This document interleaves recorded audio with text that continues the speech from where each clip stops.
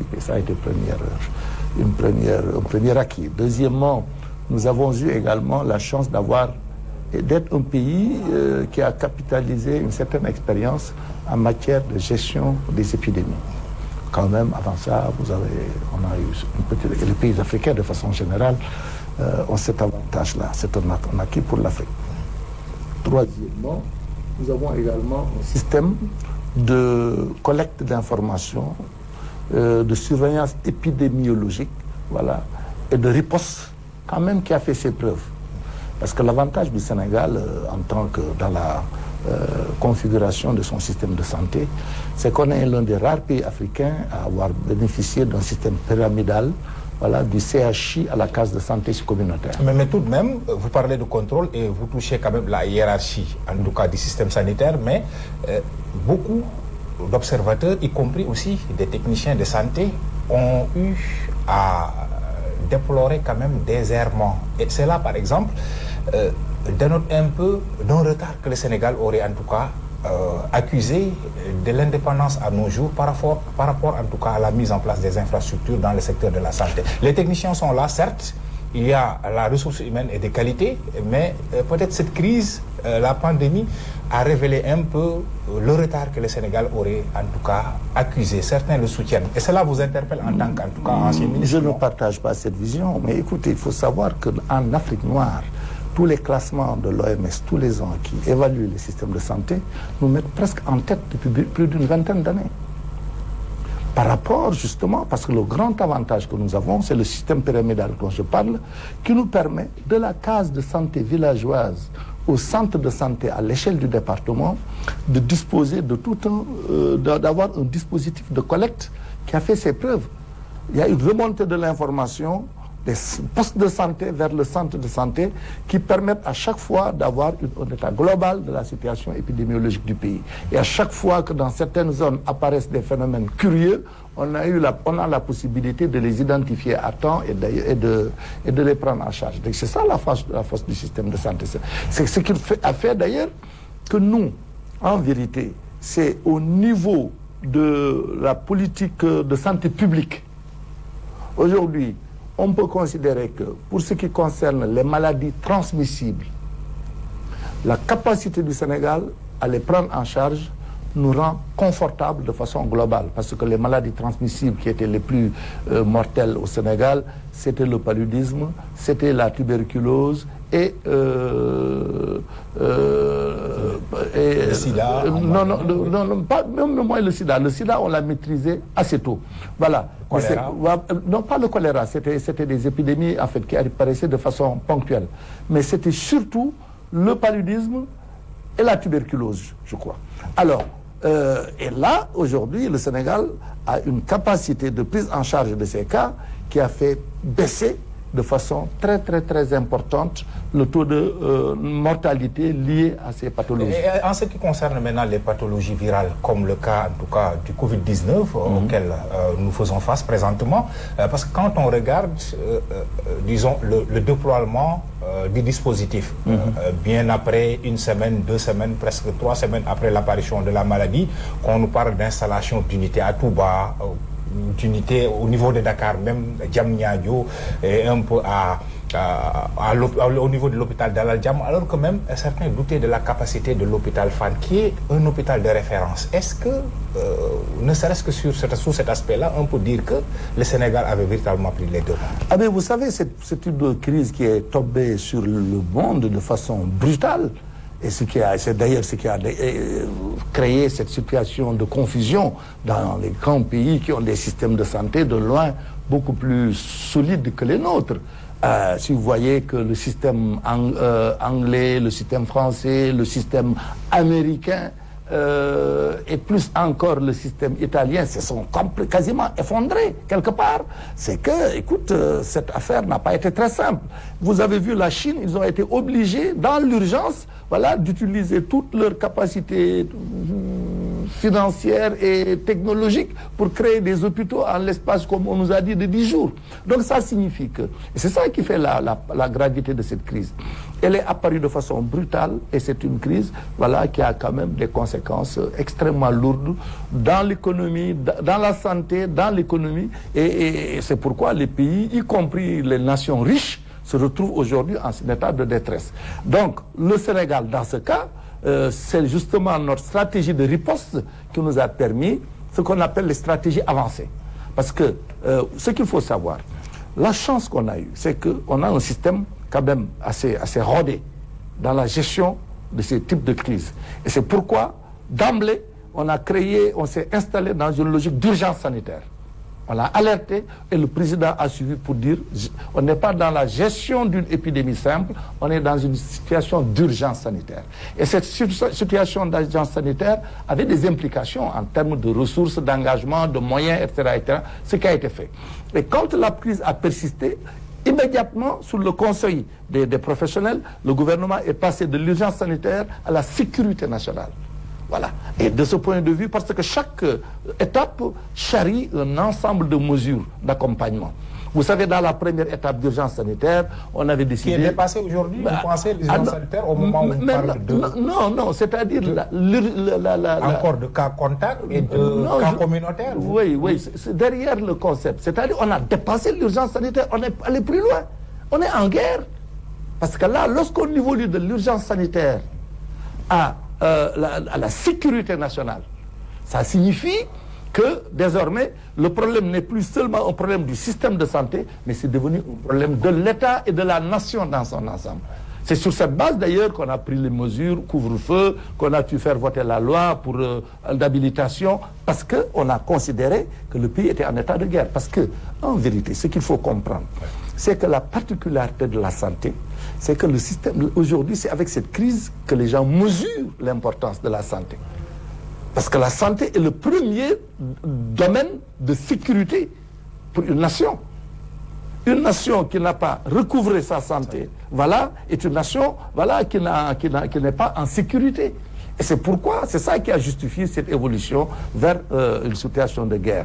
Alors, donc, ça, il faut le comprendre, et c'est à partir de là que nous avons pu prendre toutes les mesures qui ont été prises.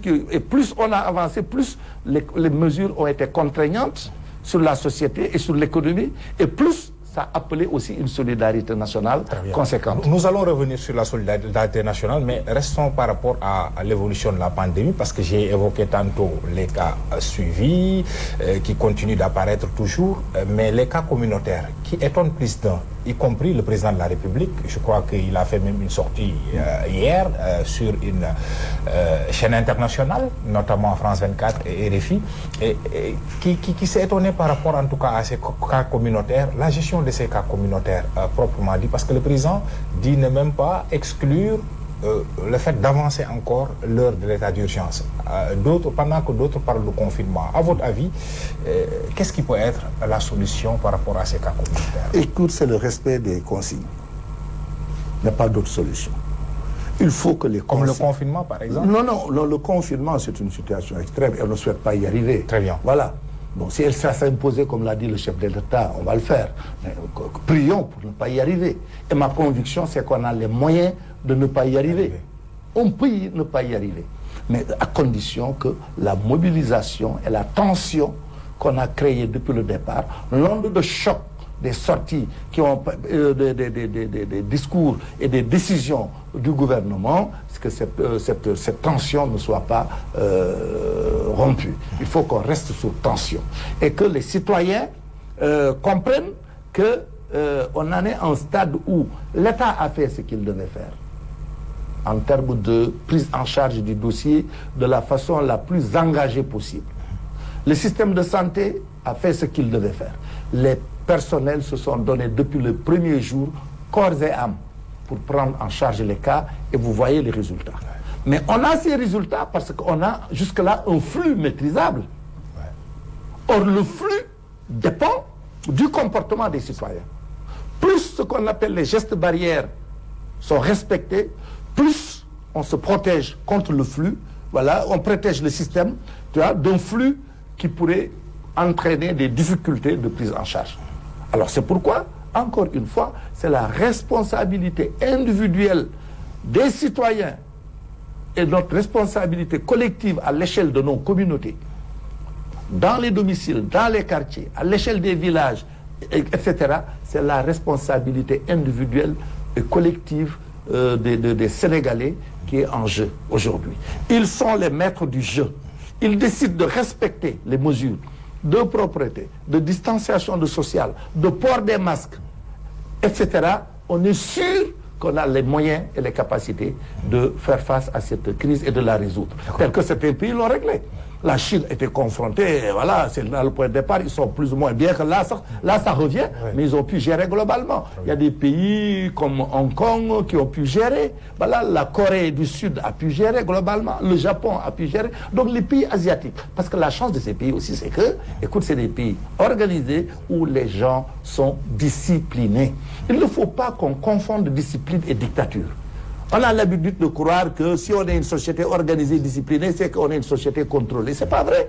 La condition, c'est qu'aucune société humaine ne peut réussir des résultats s'il n'y a pas un minimum d'ordre, un minimum de discipline, un minimum d'organisation et un minimum de consensus. Voilà. Ce sont les conditions du succès. Mais en attendant, vous dites qu'on ne souhaite pas en arriver au confinement total ou même partiel, mais le chef de l'État n'a pas exclu quand même cette possibilité, comme je l'ai rappelé tantôt, d'avancer un peu l'heure du couvre-feu à 18h. Cela vous paraît raisonnable? Ah non, mais si la situation devait exploser et que si ça devait nous conduire à une catastrophe, mais il sera obligé de restreindre davantage. Et c'est justement pour éviter de ne pas en arriver là qu'il appelle les citoyens à respecter les consignes. Parce que si on les respecte, on n'en arrivera jamais. Or, plus on avance, si déjà on élargit la durée du couvre-feu, voilà, de 18h à de 20h, voilà, si on descend à 18h. Donc on prolonge la durée. Donc ça signifie que le temps d'activité, voilà, économique et sociale sera autant réduite. Alors, c'est une situation. Ensuite, si on devait envisager le confinement total, comme ça s'est fait dans d'autres pays, vous imaginez les conséquences que ça va entraîner sur le plan social, sur le plan économique. Autrement dit, le Sénégal n'est pas prêt, sociologiquement parlant? Ce n'est pas une question de préparation sociologique. Moi, je pense que nous avons la base des moyens que nous avons peut-être. Si on fait on fait le confinement total, la situation va être beaucoup plus difficile à gérer. Et c'est pourquoi le combat, c'est de ne pas y arriver. Mais pour ne pas y arriver, il faut qu'il y ait un sursaut dans le respect des gestes barrières. Voilà, voilà. Moi, je pense que c'est sur ça qu'il faut qu'on concentre fondamentalement le discours. Maintenant, il faut dire aussi que nous avons un environnement global, parce qu'en vérité, si on analyse le nombre de cas que nous avons, les spécialistes sont en train d'ailleurs de travailler sur ces sujets, sur le cas de l'Afrique. Aujourd'hui, le nombre de cas africains est inférieur au nombre de décès en France. Voilà. Et c'est presque le dixième des cas enregistrés. Beaucoup de thèses ont été avancées par les scientifiques. On est en train de... Donc ça signifie que pour peu qu'on fait des efforts, on est capable de maîtriser la situation. Voilà. Et il ne faut pas peut-être donner dans l'alarmisme, mais il ne faut pas non plus qu'on baisse la garde. Il ne faut pas baisser la garde. C'est ça le combat. Et ma conviction, parce qu'un pays aussi, c'est dans ses défis, dans sa capacité à relever des défis, qu'il mesure son aptitude à résoudre ses problèmes de développement. Très bien. Alors, cette crise sanitaire qui a également des relents sociaux, il faut le dire, parce que vous avez annoncé quand même tout de suite que vous avez dit tantôt que le président de la République a pris des mesures. Parmi ces mesures, c'est l'assistance, disons, aux familles touchées ou les ménages touchés, quand même affectés par le Covid-19. Là-dessus, quel regard vous jetez sur une telle initiative du chef de l'État? Bon, moi, je pense que déjà, ce qu'il faut retenir, c'est que lorsqu'on est passé de l'urgence sanitaire à la sécurité nationale, où on a considéré que le pays était presque en état de guerre, parce qu'en vérité, tu vois, le mot guerre peut paraître fort pour qui ne comprend pas les enjeux, mais lorsque une épidémie provoque plus de morts que dans une situation de guerre, écoute, on a les responsables de ce pays, voilà, ont le devoir de considérer qu'ils sont en état de guerre. Si le président français a dit la dernière fois, la France est en guerre, c'est parce qu'il voyait venir, il voyait que le nombre de cas, voilà, de décès était en train de prendre une proportion telle que dans un cadre d'un conflit armé, on ne pouvait pas enregistrer. Vous savez, il y a eu des épidémies qui ont fait plus de morts, 1 million de morts. Voilà, aucune guerre mondiale n'a quasiment fait autant. Alors, etc. Donc ça veut dire que on est dans une situation très sérieuse où il faut une mobilisation au niveau le plus élevé de l'État. Ça a été notre chance. On a eu à anticiper, le chef de l'État a anticipé et a d'emblée géré les questions dans une perspective vraiment très politique et très sérieuse. Premier acquis. Deuxième acquis, c'est notre système de santé. Troisième acquis maintenant, c'est l'efficacité. Parce que quoi qu'on dise, mais écoute, moi je les vois évoluer, j'ai géré avec eux des crises. Moi j'ai géré 2 fois des épidémies de choléra. Voilà, en 2005 et en 2006. Et j'ai vu nos personnels de santé à l'œuvre et leur capacité de sacrifice. Alors, Madame le ministre Eva Coll a géré l'épidémie du Ebola. Voilà, le comportement a été exemplaire, ça a fait la fierté des Sénégalais. Alors donc, vous voyez que nous avons quand même une expérience dans ce domaine et ça, on est en train d'en bénéficier. Très bien. Alors, maintenant, les conséquences sociales. Oui. Les conséquences sociales, c'est quoi? C'est que les actifs, comme nous sommes dans des pays où l'économie, le taux de notre économie est très informel. L'informel occupe, le non structuré occupe une place très importante dans notre système de production. Alors, d'échange et de services. Alors, donc, si une crise pareille apparaît, qui freine l'activité économique, les répercussions sociales sont immédiates. Dans des pays où le système structuré, public et privé, regroupe plus de 80% de la population active, c'est l'État et le privé qui gèrent, les entreprises. Mais ici, c'est l'auto-emploi qui fait vivre, voilà, la plupart de nos ménages. Et la plupart des acteurs sont dans le secteur primaire. L'agriculture, l'élevage, la pêche, etc. Et s'ils ne fonctionnent pas, écoute, la charge sociale, la population à charge devient extrêmement importante. Alors c'est pourquoi déjà les gènes provoqués par les quelques semaines de couvre-feu et d'état d'urgence ont fait qu'il fallait voler au secours des catégories qui déjà commençaient à souffrir. Ce que l'État a fait avec les 69 milliards. Ce que l'État a fait avec le soutien de la communauté internationale, mais avec une mobilisation exceptionnelle aussi des citoyens. Très bien. Ce qui est ce qui est salutaire. Mais un soutien qui n'est pas sans polémique, ne serait-ce que l'achat et l'acheminement des vivres déjà. Vous avez parlé de consensus. Est-ce que cette polémique que le président de la République a semblé négliger quand même quand il a été interpellé sur France 24 par rapport à cette question-là, vous pensez que c'est aussi minimisable que cela quand on doute de la transparence en pleine crise, tant soi-même, mais la passation en tout cas des marchés, pour parler du riz, du transport, dans ce contexte-là, est-ce que vous pensez que c'est pas un danger? Le président n'a pas minimisé, il a posé les problèmes dans leur juste proportion. Voilà, il a indiqué de façon claire, écoute, cette affaire, c'est sur 1000 milliards. Le fonds de solidarité est évalué à 1000 milliards de francs CFA. Ce qui est en jeu pour l'instant, c'est 69 milliards. Il faut d'ailleurs qu'on en tire les leçons. Et maintenant, le plus rapidement possible, il a annoncé sa décision de mettre en place le comité de gestion qui va être ouvert à tous les acteurs pour que au moins les questions de transparence... Il n'aurait pas dû commencer par là, par exemple, c'est ce que les gens lui... Bon, écoutez, vous savez... Remarquez, si vous voulez. Tu sais, gouverner c'est très compliqué.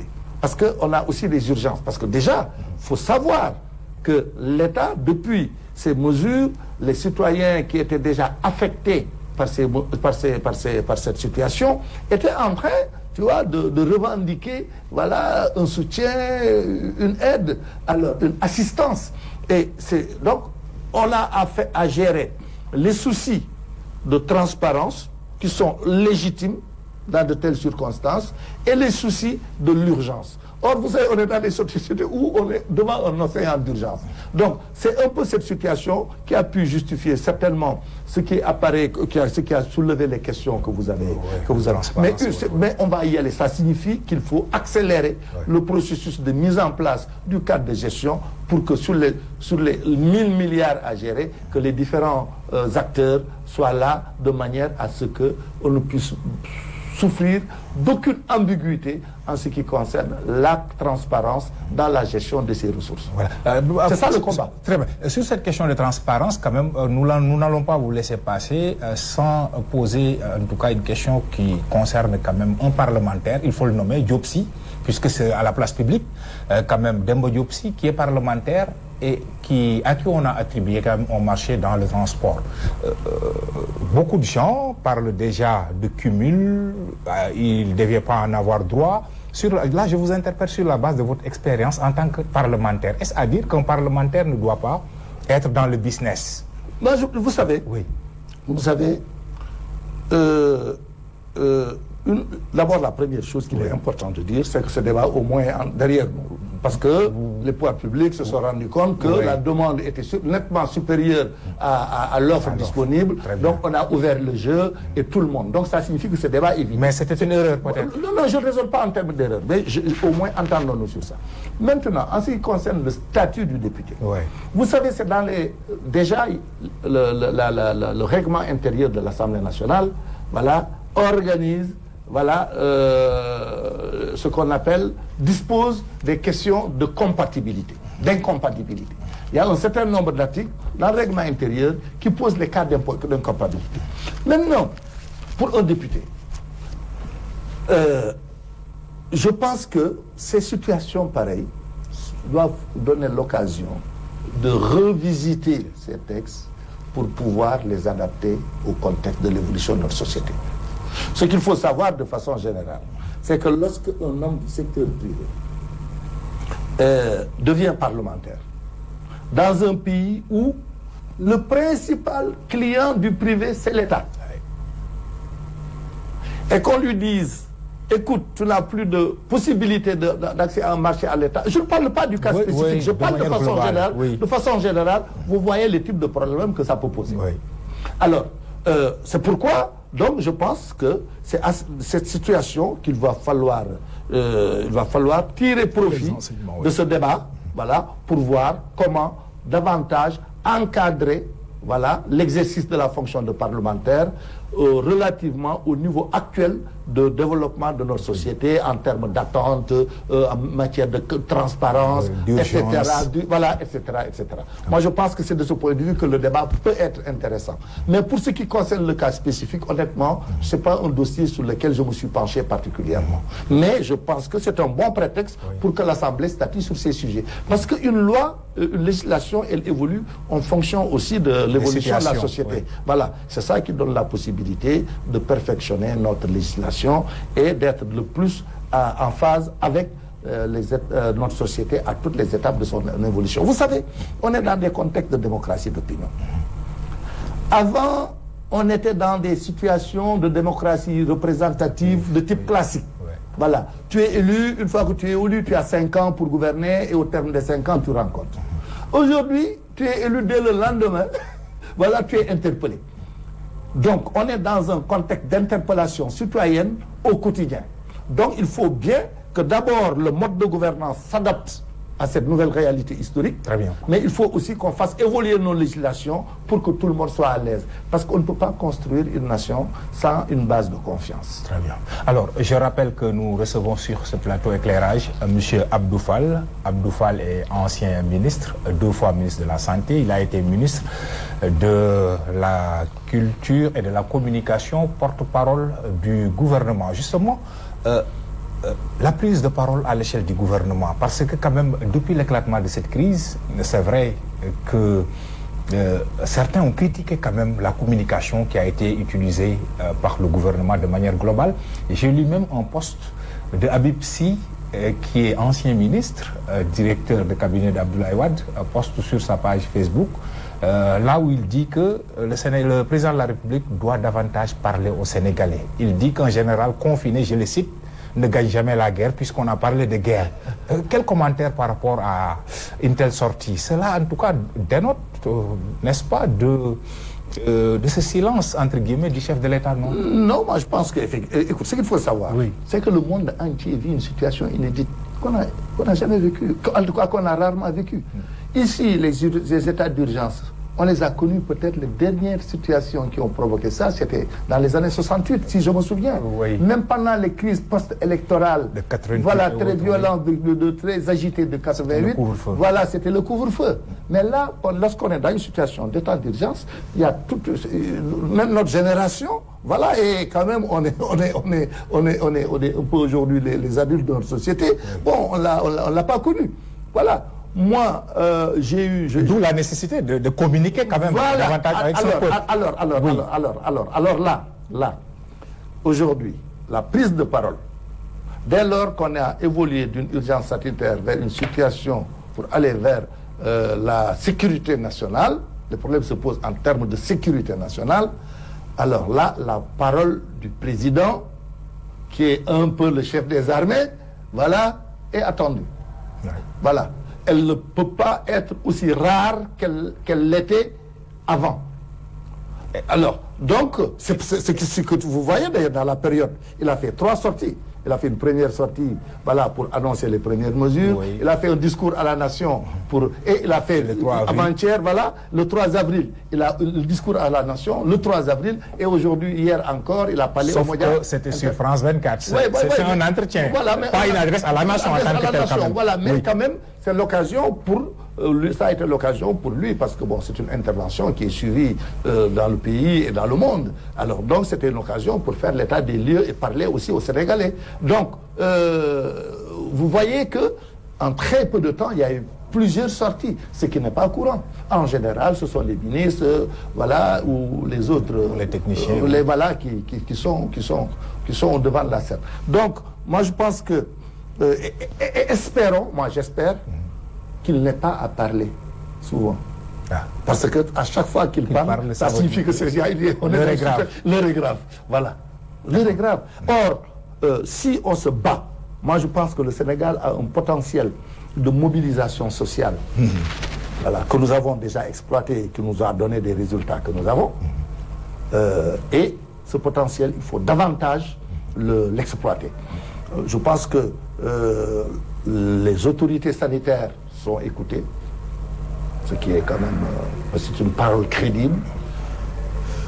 Les autorités politiques sont aussi écoutées, quand à chaque fois que le président parle, parce que la crédibilité et la légitimité, mais d'autres légitimités sociales existent chez nous, qu'il nous faut davantage exploiter. Je pense que le rôle des guides religieux de toutes les confessions, voilà, et l'amplification de leur discours par les professionnels de la parole publique, voilà, qu'on peut considérer, par exemple, les communicateurs traditionnels, je pense qu'il faut qu'on aille davantage vers ça, en plus de ce qui se fait à l'échelle communautaire. Le président de la République, vous l'avez dit que, disons, c'est l'État, vous dites que dans de pareilles situations, il y a l'État, il y a le privé et peut-être les partenaires. Et finalement, vous dites que dans cette affaire-là, l'État est au devant, parce que le président a pris un ensemble quand même de mesures, une batterie de mesures. Est-ce que vous voulez dire que, finalement, le président est seul dans cette situation? C'est vrai qu'on a vu qu'au début, il a pu recevoir les toutes premières semaines l'opposition, les différentes sensibilités en tout cas de la nation, mais quand on apprend par la suite que, ne serait-ce que pour la contribution pécuniaire et en matériel, aucun leader de l'opposition n'a encore participé. Vous dites quoi par rapport à un tel constat? Moi je pense que le plus important, c'est vraiment l'engagement, la mobilisation. On a lâché le chef de l'État? Ah non, au contraire, non, au contraire. Mais écoute, voilà, encore une fois, on gère une situation plus ou moins inédite. On n'a jamais vécu ça. En tout cas, votre génération, vous n'avez jamais connu ce genre. Voilà. Alors, donc, il est normal que dans la gouvernance d'une situation de crise qui met en jeu ce que nous avons de plus essentiel, la vie des citoyens, mais écoute, il est normal que, bon, voilà, les choses ne se passent pas comme à l'ordinaire. Voilà, en vérité, la situation telle qu'elle se présente. Mais moi, je pense que de façon générale, les différents acteurs ont fait ce qu'ils devaient faire. L'engagement des communautés religieuses, de la société civile, du secteur privé, des hommes politiques, qui ont pu tous accepter, voilà, de répondre à l'appel de mobilisation lancé par le chef de l'État autour de cette mais est-ce que ces critiques nées de la distribution et de l'achat des vivres ne risquent pas de saper, ces accusations ne risquent pas de saper le consensus, ce que vous appelez consensus qui a été né au début de la crise? Moi, tu sais, déjà, moi, je suis un homme politique, je néglige rien. Pour moi, rien, il faut tous les problèmes sont importants. Ouais. Pour moi, il n'y a jamais de problème qu'il faut banaliser en politique. C'est ça, une règle, voilà. Et pour moi, c'est une ligne constante. Ouais. Voilà. Alors, donc, je ne banalise pas. Mais honnêtement, par rapport aux enjeux et à l'étape où on se situe, par rapport à la gravité, au sérieux de la situation, s'il y a des choses que les gens considèrent comme non claires à clarifier, ils peuvent revendiquer la clarification, mais de là à remettre en cause le processus, je ne pense pas quand même on en soit arrivé à une situation où on en arrivé à ces extrémités-là. Le président l'a dit et rappelé hier, nous avons 1000 milliards à gérer, on ne va pas créer une confusion. Et pour la gestion de tout le reste du processus, le dispositif sera mis en place avec l'opposition et la société civile. Moi, je ne pense pas, honnêtement, qu'on puisse envisager de remettre en cause cette dynamique d'unité nationale, simplement parce qu'il y a eu peut-être des problèmes qui méritent d'ailleurs d'être élucidés. Hein, très bien. Parce que, bon, déjà, les points de vue ne sont pas nécessairement convergents. Voilà. Alors, le président qui a annoncé quand même pour, disons, rassurer davantage les Sénégalais et le monde entier qui nous regarde, la mise en place de ce comité de gestion que vous avez rappelé, qui sera composé d'une personnalité neutre, indépendant. Il y aura également des parlementaires de tous bords. Il a annoncé la société civile, mais justement, et l'opposition, cette société civile déjà qui est, en tout cas, qui traîne même, passez-moi l'expression, Mansour Faye, le ministre Mansour Faye, devant l'OFNAC. Je vous citer Frappe Dégage, qui est quand même un bon démarrement de la société civile. Il y a JDS avec Dr Babacar Diop. Une telle attitude. Mais vous savez, la société civile, elle n'est pas homogène. Voilà. Il y a des groupes peut-être qui sont dans le radicalisme, d'autres qui sont dans une approche beaucoup plus sereine, beaucoup plus constructive.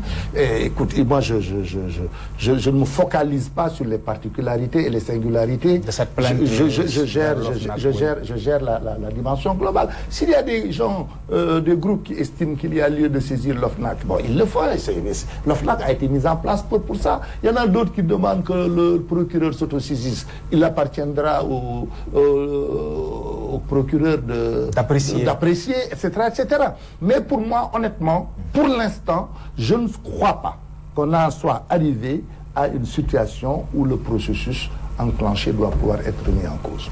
Si ça se produisait, franchement, ça m'aurait surpris et personnellement, ça m'aurait déçu. Et sur ce comité, proprement dit, vos attentes? Ah non, mais le président a fixé le cadre. D'abord, bon, ce qu'il y a eu de nouveau, c'est hier, et qu'il a annoncé hier, c'est une personnalité de la société neutre qui va en être le président. Mais c'est déjà des gages de transparence. Il y a, sur les 900 000 milliards, il y a... Son choix ne fera pas de problème en cette période. Mais non, ça signifie que le choix sera certainement concerté. Il ne peut pas imposer aux membres, comme il l'a fait d'ailleurs pour le dialogue national. Il peut avoir soit il demande aux gens de lui soumettre des propositions, et sur cette proposition, il en extrait une qu'il leur soumet, soit il leur soumet une proposition, s'il y a un consensus, on y va.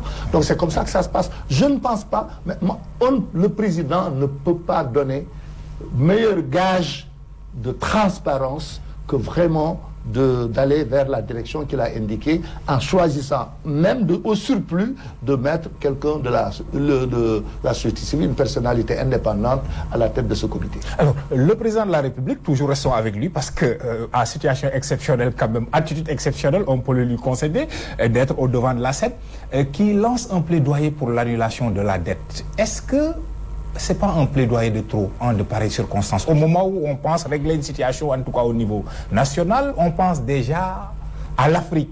Cette attitude du chef de l'État, cette déclaration, vous pensez que c'était le moment? Ah oui, moi je pense que... Tu sais, les Japonais disent, le mot crise ils le traduisent de deux manières. Péril, difficulté, opportunité. Et le génie politique consiste à pouvoir gérer les urgences liées à la crise, faire face avec efficacité, tout en travaillant à exploiter les opportunités que la crise peut générer. Je pense que cette crise, ce qui est intéressant, en fait, c'est un peu le bon côté du mauvais côté, parce que dans chaque chose, il y a un bon... les mauvaises choses peuvent engendrer de bonnes choses. Oui, des opportunités. Des opportunités. Aujourd'hui, je pense que pour ce qui concerne l'Afrique en particulier, et la communauté internationale de façon générale, on constate que nous partageons une communauté de destin. Les crises qui apparaissent ici ne s'arrêtent pas ici, c'est là. Elles font le tour du monde parce qu'on est dans un monde globalisé où les gens sont en mouvement permanent. Première chose. Donc on a une communauté de destin, y compris dans les périls. Donc on a intérêt à être davantage vigilant pour prendre en charge de façon collective les différents problèmes qui se posent. Au moins c'est un enseignement de cette crise. Surtout que dans le cas d'espèce, l'Afrique qui était réputée en règle générale continent à problème, c'est l'Afrique qui est victime parce que le mal ne vient pas de nous. Le péril, il vient de l'extérieur.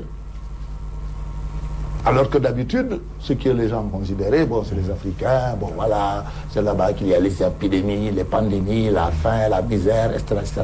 Donc, même les pays riches, dont certains parmi eux développaient un sentiment de supériorité de type même racial, et qu'ils l'assument dans le discours aujourd'hui, mais ils se rendent compte que les choses ne sont pas plus évidentes. Très bien.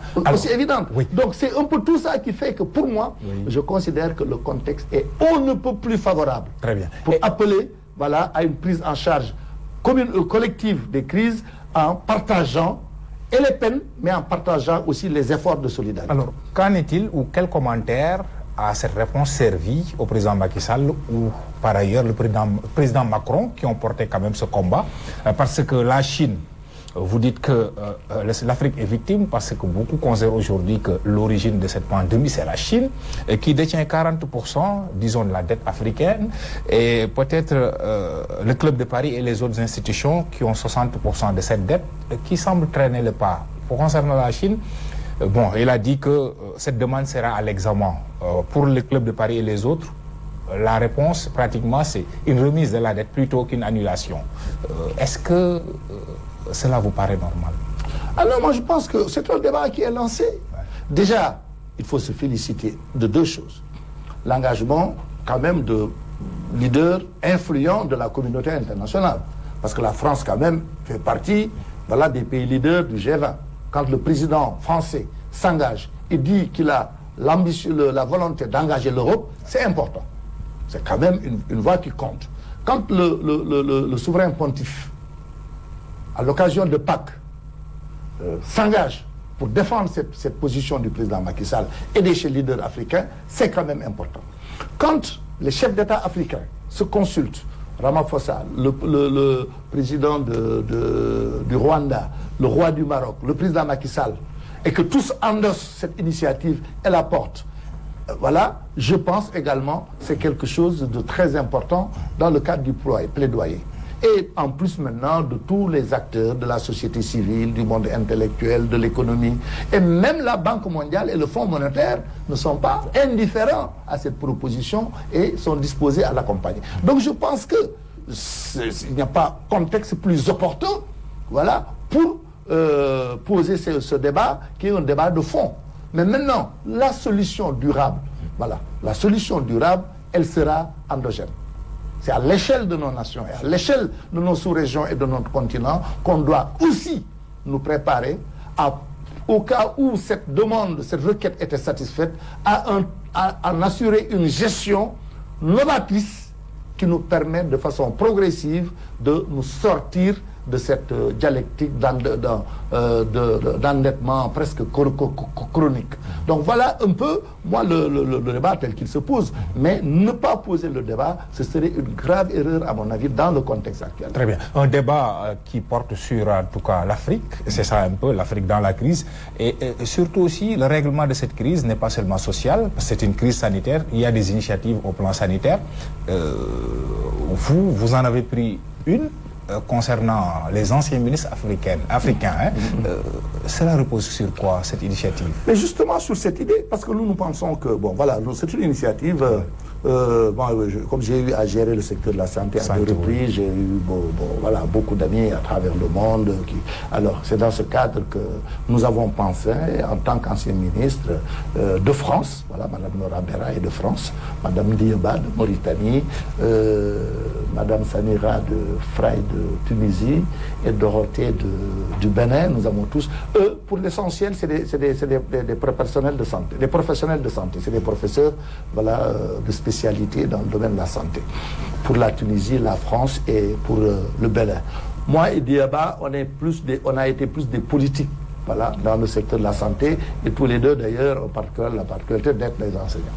Alors, c'est ce qui est intéressant, parce que comme on dit, comme disent les Wolofs, médecine de santé de voilà. Okay. Alors donc, c'est ça qui peut justifier que des acteurs qui ne sont pas du monde de la santé puissent investir dans le secteur pour gérer les politiques de santé, etc., etc. Alors, nous avons pensé qu'il était utile que nous nous mettions en réseau pour accompagner les efforts des États, les décideurs politiques, parce que c'est une initiative de la société civile. Là, c'est en tant que figure et personnalité du monde, du secteur de la santé et du monde politique qu'on s'est engagé, voilà, pour apporter notre contribution. Mais c'est parce que justement nous avons conscience des opportunités du contexte. Nous pensons qu'il y a beaucoup de leçons à tirer. Il faut faire part aux urgences, mais également nous avons été les premiers d'ailleurs, parmi les premiers à soutenir cette initiative sénégalaise d'annulation de la dette. Voilà. Et nous pensons que sur le plan sanitaire, voilà, il faut qu'on puisse partager des expériences, les bonnes pratiques qu'il y a eu dans le pays. On a fait une téléconférence il n'y a pas longtemps, le mois passé, les premières semaines de la crise. Moi, ça m'a permis de voir comment la France a réagi face à la crise, les solutions tunisiennes, et j'ai partagé avec eux les solutions sénégalaises, voilà, surtout dans la prise en charge, voilà, sanitaire, dans la prise en charge communautaire de la crise et dans la prise en charge politique de la crise. Et tout ça, c'était... Et nous pensons que c'est une dynamique que nous devons consolider pour être une force de proposition. Parce qu'on n'est pas dans la décision politique, voilà, mais on est une force de proposition. Mais moi, encore une fois, j'en reviens à l'idée, et c'est pas sur ce point, que l'Afrique a une belle opportunité, voilà, pour relancer le débat. Politique d'ailleurs. Parce qu'il faut qu'on réinscrive la question de l'unité politique du continent dans l'agenda de l'Union africaine. Ah oui, parce que c'est un débat de fond. C'est ces sujets qui se posent, les solutions ne seront pas seulement techniques, économiques, elles seront d'abord politiques. Et c'est l'occasion pour que, par exemple, quelqu'un comme le président Macky Sall, voilà, il a aujourd'hui un leadership qui lui permet d'être parmi les acteurs qui vont animer ce nouveau type de débat. Il faut que déjà la société civile, les intellectuels, les acteurs du secteur privé, tout ça qu'on puisse échanger, la presse, les médias, pour voir comment relancer le débat sur l'unité politique. Parce qu'au fond, nous ne faisons aucune illusion. Prenons le cas de l'Europe. Malgré qu'ils soient plus avancés que nous en matière d'unité politique, parce qu'ils ont au moins un parlement commun, le député européen, c'est un député qui est élu. Nous, le député panafricain, c'est un député qui est coopté du niveau national. Alors que là-bas, le député est élu Europe. Et il parle Europe. L'élection européenne ouvre tout un débat à travers toute l'Europe sur la vision. Mais pour cela, pour le cas de l'Afrique, est-ce qu'il ne faudrait pas des préalables? Parce que, également, je pense que le problème au niveau de l'Afrique, c'est, disons, la configuration de nos régimes, les questions de démocratie et autres. Est-ce que vous ne pensez pas que c'est à ce niveau que le problème se pose? Mais il faut le poser, on discute. Oui, des présidents qui s'accrochent à des mandats. Mais tout ça, ça se discute. Parce que ça n'a rien à voir. Parce que une unité politique ne signifie pas aussi l'effacement tu vois, des espaces nationaux. Très bien, des souverainetés. Voilà, des souverainetés nationales. Voilà, d'accord. Donc, mais tout ça, c'est des questions qu'il faut mettre sur la table. Mais ce qui est sûr, c'est que dans le contexte de l'après Covid-19, et espérons que ça se passe, ça se termine le plus rapidement, toutes les grandes nations sont en train de penser leur positionnement. Il ne faudrait pas que l'Afrique y aille en rang dispersé. Si on y va en temps dispersé, on continuera encore d'être la dernière roue de la charrette. Et c'est de ce point de vue qu'il y a un challenge. Et c'est pourquoi d'ailleurs je soutiens fortement les initiatives africaines du président Macky Sall, qu'il a annoncé d'ailleurs le 3 avril, qui va faire de plus en plus occuper les questions d'intégration et d'unité de l'Afrique au cœur de son agenda. Très bien. Revenons à la crise, en tout cas, à la pandémie du coronavirus proprement dite, au niveau du Sénégal, parce que cette crise touche plusieurs secteurs. Vous l'avez dit tantôt, on vous a invité en tout cas en tant qu'ancien ministre de la Santé, mais également éducateur. Vous êtes spécialiste technicien de l'éducation. Justement, il y a un débat autour de la gestion quand même, parce que la première victime dans cette crise, c'est le secteur de l'éducation. Parce que les écoles ont été fermées. Aujourd'hui, les élèves, les étudiants doivent aller en examen, on ne sait pas comment. Il y a des initiatives, les enseignements en ligne, par l'Internet. En tant que technicien de l'éducation, est-ce que cette option vous rassure? Mais on est dans une situation de crise. Dans une situation de crise qu'on n'a jamais vécue. Mais, écoute... Apprendre à la maison. Ah mais oui, il faut qu'on s'adapte. Ça fait partie des opportunités d'ailleurs qu'on doit tirer de la crise. Parce que la crise, par exemple, prenons un exemple. Mais est-ce qu'on ne risque pas d'avoir une génération sacrifiée dans ces cas, puisque le Sénégal ne s'était pas préparé à... Mais tous les pays du monde sont confrontés à la situation. Tout le monde, ce n'est pas une spécificité sénégalaise. Le même débat se pose en ce moment en France, où le président veut réouvrir les écoles le 11 mai, et où, selon les enseignants eux-mêmes qui disent non, ils ne sont pas encore prêts, en tout cas certains enseignants, ou certains parents doutent de l'opportunité de jeter leurs enfants dans ce qu'ils considèrent comme une gueule du loup, etc., etc. Donc c'est un débat de fond. Encore une fois, lorsqu'on vit des situations nouvelles, inédites, qu'on n'a jamais vécues, mais c'est l'occasion pour nous tous, voilà, d'être inventif, d'être créatif, d'être imaginatif et d'être contributif. Soyons positifs. Moi, je préfère avoir mon fils, mon enfant qui ne peut pas aller à l'école, au moins de profiter de l'enseignement en ligne, plutôt que de rester à la maison confiné, s'il n'a pas la possibilité de répétiteur qui l'accompagne, etc. Alors donc, il faut tenter toutes ces solutions en espérant, encore une fois, que cette crise, on puisse rapidement tourner la page pour revenir à une vie normale. Mais même si on revenait à une vie normale. Oui. Par exemple, prenons aujourd'hui le télétravail.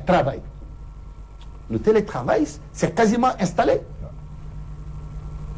Ce qui est sûr, c'est qu'au sortir de la crise, même les entreprises vont être plus portées à recourir à ce moyen de travail qu'avant.